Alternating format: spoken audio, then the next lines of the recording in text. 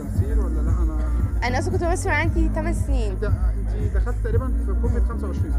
لا لا لا ده كان خبر 12 كده، بس هو مستاهل. بس عملت حاجات كتير قوي قوي. حدوته مره كنت عامله غادة عبد الرازق وهي صغيره، وعملت مسرحيات مع استاذ محمد صبحي. عملت حاجات كتير قوي، بس انا وقفت شويه عشان السوشيال ميديا كده خدتني شويه. بس ان شاء الله ارجع تاني يعني. بتحلمي بايه تاني غير التمثيل اكتر حاجه بحبها. اكتر حاجه بحبها بجد التمثيل. نفسك تمثيلي قدام مين؟ قدام الزعيم طبعا طبعا، وياسمين عبد العزيز، ونمبر 1 محمد رمضان.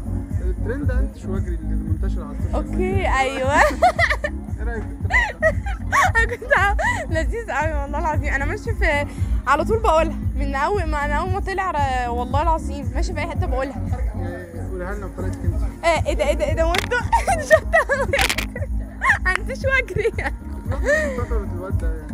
ما هو بقى ده يعني، هو ده اللي بتكلم فيه. ليه ما في ناس كتير قوي قوي حبته وقالت لذيذ وضحكنا يعني. هو ما عملش حاجه وحشه لحد يعني عشان يعملوا بقى موضوع وكده، بس هو كان لذيذ وبدل طلع ترند والناس كلها شافته، يبقى هو يعني عمل حاجه مختلفه الناس حبتها. بعض المواقع بتصنف بيحكوا في الاخبار مثلا اللي هو ايه مش عارفه اروى قاسم مع احمد مش عارفه ايه، ده يبقى ده كده مرتبطين. اروى قاسم مع عمرو راضي يبقى كده مرتبطين.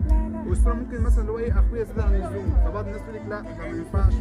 بتشوف الموضوع ازاي؟ ان كل شويه بتتصالي مع حد يقول لك مش مرتبطه بيه. لا لا عادي، بصور عادي جدا جدا كصحاب وكلنا كده.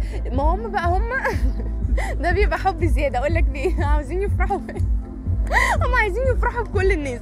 فبالنسبه لهم زي مثلا لو شافوني انا مع حد هم بيحبوه، فالله احنا حابينكم اسكابل وكده، فاهم؟ فهم بقى بيطلعوا كده يلا بقى الخطوبه امتى ومش ايه. لا لا لا لا خالص، لا بجد. بدل هم لذيذ وكده. لا. اكتر ترند ضايقك على السوشيال ميديا كان ترند؟ انا مش فاكره قوي يعني، بس مفيش حاجه ضايقتني اللي هو قلت ايه ده يعني. اللي هو ايه ده؟